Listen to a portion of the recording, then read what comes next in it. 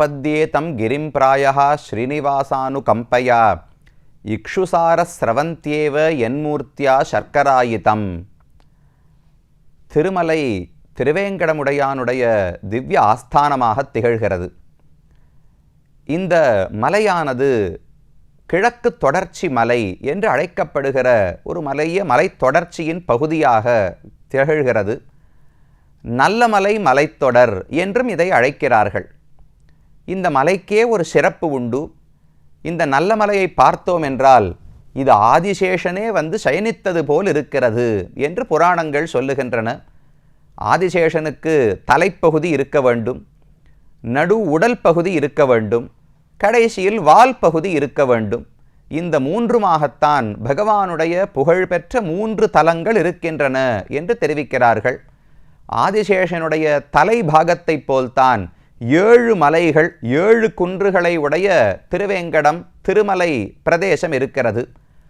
அதே மலைத்தொடரில் சற்று வடக்கு நோக்கி சென்றோம் என்றால் அகோபிலம் என்கிற நரசிம்ம பெருமானுடைய ஆஸ்தானம், அதுதான் ஆதிசேஷனுடைய உடல் பகுதியாக இருக்கிறதாம். கடைசியில் இன்னும் வடக்கே சென்றோம் என்றால் ஸ்ரீசைலம் என்கிற ஒரு இடம், ஆந்திரத்துக்கும் தெலுங்கானா மாநிலத்துக்கும் உள்ள நடுவிலே பார்டர்னு சொல்கிறோமே அந்த தாண்டும் இடத்திலே இருக்கிறது. அங்கே ஸ்ரீசைலம் என்று அது வால் பகுதி ஆதிசேஷனுக்கு. இப்படி வால், உடல், தலை என்று 3 பகுதிகளோடு ஆதிசேஷனே இந்த இடத்திலே சயனித்திருக்கிறார். அதில் தான் பகவான் ஸ்ரீமன் நாராயணன் இந்த உயர்ந்த இடங்களிலே கோயில் கொண்டுள்ளார் என்று புராணங்கள் தெரிவிக்கின்றன. அப்படி உயர்ந்த மலைத்தொடரின் ஒரு பகுதியாகத்தான் சப்தகிரி 7 மலைகள் என்று அழைக்கப்படக்கூடிய ஸ்ரீனிவாச பெருமான் உரையக்கூடிய கோவில் இருக்கிறது. இந்த 7 மலைகளுக்கு சிறப்பு என்ன? இந்த 7 மலைகளுக்கு என்னென்ன பெயர்கள் உள்ளன? ஒவ்வொரு யுகத்திலும் இந்த மலைக்கு என்னென்ன சிறப்புகள் இருந்திருக்கின்றன என்பதை நாம் தெரிந்து கொள்ள வேண்டுமல்லவா? சுவாமி வேதாந்த தேசிகன் இந்த மலையை பற்றி சொல்லும் பொழுது இது மலையே கிடையாது, கெட்டிப்பட்ட கருணைன்னு தெரிவிக்கிறார். ஒரு சக்கரப்பாகு வருதோ இல்லையோ, சக்கரப்பாகு அப்படி ஓடிண்டே இருக்கும். அதை அப்படியே குளிர்ச்சி அடைய விட்டோம் என்றால் அப்படியே கெட்டியாக வந்து கல்கண்டு போல் ஆகிவிடுகிறதோ இல்லையோ, அதை போல பகவானுடைய ஸ்ரீனிவாசனுடைய அனுகம்பா, தயா, கருணை என்கிற குணம் இருக்கிறதல்லவா? ஸ்ரீனிவாச பெருமானுக்கு மனசு முழுக்க கருணை நிறைஞ்சிருக்கான். அது அப்படியே கண்ணு வழியாக ஒரு நதியை போல ஓடி கீழே வருகிறதாம். அந்த வெளியே வந்த நதி அப்படியே கெட்டிப்பட்டு ஒரு மலையை போல இருக்கான். அதுதான் திருமலைன்னு தெரிவிக்கிறார். திருமலை என்பது சாதாரண கல்மலை நினைக்க வேண்டாம். என் மூர்த்தியா சர்க்கராயித்தம் ஸ்ரீனிவாச அனுகம்பயா, ஸ்ரீனிவாச பெருமானுடைய கருணை தயை என்கிற குணம்தான் கெட்டிப்பட்டு போய் இப்படி 7 மலைகளாக நிற்கிறது என்று கொண்டாடுகிறார். அப்பேற்பட்ட பெருமை இந்த மலைக்கே உண்டு. இந்த மலையாலேயே நன்மை அடைந்தவர்கள் எத்தனையோ பேர் உண்டு. எப்பவுமே பகவானுக்கு மட்டும் பெருமை. இத்தனை திவ்யதேசங்கள் பார்த்தோமே, பெருமானுக்கு பெருமை, அவர் வசிப்பதால் ஊருக்கு பெருமை என்றா பார்த்திருக்கிறோம்.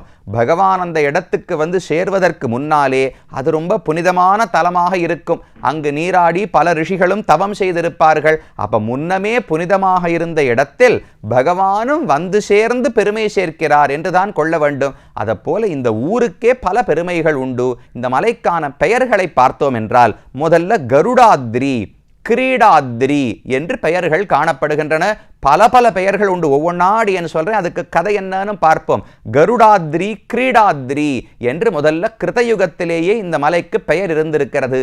என்ன கதை? கிரீடான விளையாட்டு, கருடன்னா கருடன், விளையாட்டு மலை, கருடனினுடைய மலை என்று சொல்லப்படுகிறதே. என்ன கதைன்னு பார்த்தால் அது ஹிரண்யாக்ஷனை அழித்து பூமி பிராட்டியை இடந்தெடுப்பதற்காக வராக பெருமான் அவதரித்தார் அல்லவா? வராக அவதாரம் முடிந்த பிறகு ஓய்வெடுக்க வேண்டும். ரொம்ப கஷ்டப்பட்டு ஜலம் முழுக்க துளாவி தேடி சேற்றுக்குள்ளே போய் எடுத்துக்கொண்டு வந்திருக்கிறார் அல்லவா? அந்த களைப்பு தீர்வதற்கு ஓய்வெடுக்கும் இடம் வேண்டும். அதற்காக பகவான் கருடனை அழைத்து வைகுந்தத்தில் இருக்கக்கூடிய தன்னுடைய ஒரு மலை, தன்னுடைய விளையாட்டுக்காகவே ஒரு மலை வைத்திருக்கிறாராம். கிரீடாத்ரின்னு அதற்கு பெயர். அந்த மலையையே கருடனிடத்தில் சொல்லி தூக்கி வரச் சொன்னாராம். அதை கொண்டு வந்து இந்த பூலோகத்திலே கருடன் வைக்க அதுக்கு மேல்தான் வராக சுவாமி காட்சி கொடுத்தார். அங்குதான் தன்னுடைய களைப்பையெல்லாம் தீர்த்து கொண்டார் என்று புராணம் தெரிவிக்கிறது. அப்ப கருடனால் கொண்டு வந்தபடியால கருடாத்ரி, பகவான் விளையாடி ஆனந்தப்படுவதற்கான மலையானபடியாலே கிரீடாத்ரி என்று முதல் இந்த மலைக்கு பெயருண்டு. இந்த மலையே ஸ்ரீனிவாச பெருமானுடைய மலையே கிடையாது. இந்த மலைக்கு சொந்தக்காரரே வராக பெருமாள் தான். ஸ்ரீனிவாச பெருமாள் மேல கதையெல்லாம் பார்க்க போறோமே, ஸ்ரீனிவாச பெருமாள் ஒண்டிக் கொள்வதற்காக வந்தார். பரன் சென்று சேர் திருவேங்கட மாமலைன்னு ஆழ்வாருடைய பாசுரம். பரன் பகவான் பரமாத்மா சென்று சேர் திருவேங்கடம். அவர் இங்கேயே பிறக்கலை, இங்கேயே வளரல, இங்கேயே தோன்றவில்லை, வந்து சேர்ந்தவர். டெனண்ட்னு சொல்கிறோம் இல்லையோ, ஒரு வீடு இருக்குன்னா அதுக்கு ஓனர் ஒருத்தர் இருப்பார், சொந்தக்காரர். வாடகைக்கு வந்தவர் டெனண்ட் ஒருத்தர் இருப்பாரோ இல்லையா, அவ்வளவுதானா ஸ்ரீனிவாச பெருமாள். அப்போ ஊருக்கு சொந்தக்காரர் யாருன்னா, சுவாமி புஷ்கரணிக்கரையில் வராக சுவாமி சேவிக்கிறோமே, மகா லக்ஷ்மி வராகராக மடியில பூதேவி தாயாரோடு சேவை சாதிக்கிறாரே, அந்த வராக பெருமான் தான் இந்த ஊருக்கே சொந்தக்காரர். கிருதயுகத்திலிருந்தே இந்த மலைக்கு மேல அந்த வராக பெருமாள் தான் இருந்தார். அதனால கிரீடாத்ரி கருடாத்ரி என்று திருநாமம். அடுத்தது கிருதயுகத்திலேயே விருஷபாசுரன் என்று ஒரு அசுரன் இந்த மலைத்தொடரிலே இருந்து வந்தான். இங்கிருந்த ரிஷிகளை எல்லாம் துன்புறுத்தி கொண்டிருந்தான். அவனை அழிப்பதற்காக பகவானே இறங்கி வந்து அவனோட சண்டை போட்டாராம். சண்டையிட்டு அவனை கொல்ல போகும் பொழுது அவன் மனது மாறி பிரார்த்தித்து கொண்டான். அப்ப நிறைய பக்தர்கள் இந்த தலத்துக்கு வந்து போவார்கள், உன்னுடைய திவ்யஸ்தானமாக இருக்க போகிறது, அதனால் என் பெயரால் இது வழங்கப்பட வேண்டும். சுவாமி நீர் தப்புதானே பண்ணிருந்தா இருக்கட்டும், இப்போது திருந்தி விட்டேனே, நான் தவறு செய்திருந்தாலும் நல்லோர்கள் வாழும் இடத்துக்கு என் பெயராவது சூட்டப்பட வேண்டும் என்று பிரார்த்தித்தானாம். அதனால முதல் யுகம் கிருதயுகத்திலே விருஷபாத்ரி என்று மற்றொரு பெயரும் இந்த மலைக்கு ஏற்பட்டது. கிரீடாத்ரி கருடாத்ரி அதே போல விருஷபாத்ரி என்று பெயர் ஏற்பட்டது. இது கிருதயுகம். அடுத்து திரேதாயுகம் வந்தது. அப்போது இந்த மலைக்கு அஞ்சனாத்ரி என்று பெயர் சூட்டப்பட்டது. அஞ்சனா என்பவள் ஹனுமானை பெற்ற தாயார். அந்த அஞ்சனாதேவி இந்த மலைக்கு வந்துதான் பல ஆண்டுகள் தவம் செய்தாளாம். நல்ல ஒரு குழந்தை, பலசாலியாக புத்திசாலியாக பகவானிடம் பக்தி இருப்பவனான ஒரு குழந்தை வேண்டும் என்று பிரார்த்தித்து பகவானுடைய அனுகிரகத்தாலே வாயு புத்திரனாக பவனபுத்திரனான ஹனுமானை பெற்றெடுத்தாள். அப்ப அஞ்சனாதேவி தவம் செய்த இடமானபடியால் இந்த இடத்துக்கு அஞ்சனாத்ரி என்று பெயர். அப்புறம் துவாபர யுகம் வந்தது. துவாபர யுகத்தில் இதற்கு சேஷாத்ரி என்று பெயர். சேஷாத்ரினா சேஷன் அப்படின்னா ஆதிசேஷன் திருவனந்தாழ்வான். பகவானுடைய பாம்பு படுக்கை இருக்கிறாரே, அந்த பாம்புக்கு ஆதிசேஷன் சேஷன் என்று பெயர். அத்ரி என்றால் மலை. ஒவ்வொரு இடத்துலையும் வெங்கடாத்ரி, நாராயணாத்ரி, கிரீடாத்ரி அப்படின்லாம் சொல்கிறோம் இல்லையா, அத்ரினா மலை என்று பொருள். அப்போ சேஷாச்சலம் சேஷாத்ரி என்று துவாபர யுகத்திலே பெயர். அது ஒரு அழகான கதை. ஒரு முறை பகவானும் பிராட்டியும் விஷ்ணுலோகத்தில் இருக்கும் பொழுது அவர்களை தரிசிப்பதற்காக வாயு பகவான் வருகிறார். வந்த இடத்தில் ஆதிசேஷன் தானே அணுக்கமான தொண்டர். அவர் தடுத்து, இல்லை இப்ப பெருமானை பார்க்க முடியாது, கொஞ்சம் காத்திருக்க வேண்டும்னு வாயு பகவான் இடத்துல சொன்னாராம். அவருக்கு கோபம், நான் எங்க வேணுமானாலும் நுழைவேன், என்னை யாரும் தடுக்க முடியாது, நீ என்னமா தடுக்கலாம்னு சண்டைக்கு வந்தார். ரெண்டு பேருக்கும் போட்டி ஏற்பட்டது. யார் பலசாலி, வாயுக்கு பலம் அதிகமா ஆதிசேஷனுக்கு பலம் அதிகமா என்று ஒரு போட்டி. எப்படி தீர்க்கலாம்னா ஒரு பந்தயம் வைத்துக் கொண்டார்கள். மேருமலை இருக்கிறதோ இல்லையோ, நம்முடைய இந்த ஜம்பூ தீபத்துக்கு நடுவில் மேருமலைன்னு ரொம்ப லட்சம் யோஜனை உயர்ந்த ஒரு மலை இருக்காம். அந்த மேருமலைக்கு 1000 சிகரங்கள் உண்டு. அந்த 1000 சிகரங்களையும் போய் ஆதிசேஷன் அப்படியே 1000 தலைகளால் படுத்துட்டு அப்படியே பிடிச்சுட்டாராம். அதுக்கு மேலே காற்று வேகமாக அடிக்க வேண்டும். வாயு பகவான் வீசும் காற்றில் அந்த மலை அசைந்து விட்டதென்றால் அப்போ ஆதிசேஷன் தோத்து விட்டார்னு அர்த்தம். இவர் கெட்டியாக பிடித்து கொண்டபடியால் மலை அசையாமல் இருந்தால் வாயு தோற்றுவிட்டார் என்று பொருள். இதுதான் பந்தயம்னு ரெண்டு பேரும் போட்டியை தொடங்கினார்கள். எவ்வளவு வேகத்தை கூட்டி கூட்டி வாயு பகவான் வீசுகிறார். உலகத்தில் மக்களால் தாங்க முடியவில்லை.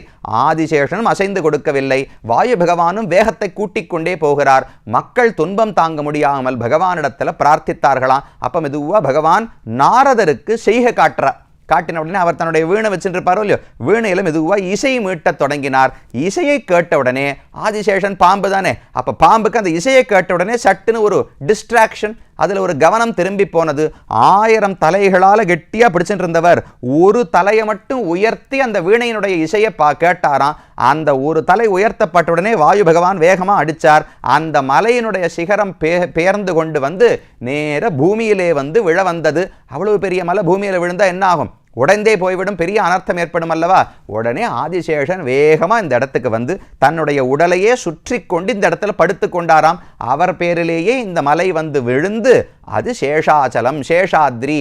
ஆதிசேஷனே இந்த இடத்தில் மலையாக இருக்கிறபடியால் சேஷாச்சலம் என்று 3வது யுகத்திலே பெயர் ஏற்பட்டது. இப்போ 4வது யுகத்தில் வெங்கடாத்ரி வெங்கடாச்சலம் திருவேங்கடம் என்று மலைக்கு பெயர் சூட்டப்பட்டுள்ளது. ரொம்ப அழகான பெயர், அர்த்தம் பொதிந்த ஒரு பெயர். வேங்கட என்று திருநாமம் இருக்கிறவா. சம்ஸ்கிருதத்திலையும் வேங்கடன்னு பெயர் இருக்கு, தமிழிலும் வேங்கடம் என்று பெயர் இருக்கிறது. ரொம்ப ஆச்சரியமான சொல். பொதுவாக 2 மொழிகளில் ஒரு பொருளை சொல்வதற்கு 2 வார்த்தைகள் தானே இருக்கும். 2 வார்த்தையை 2 மொழிகள்லேருந்து எடுத்துக்கோங்க.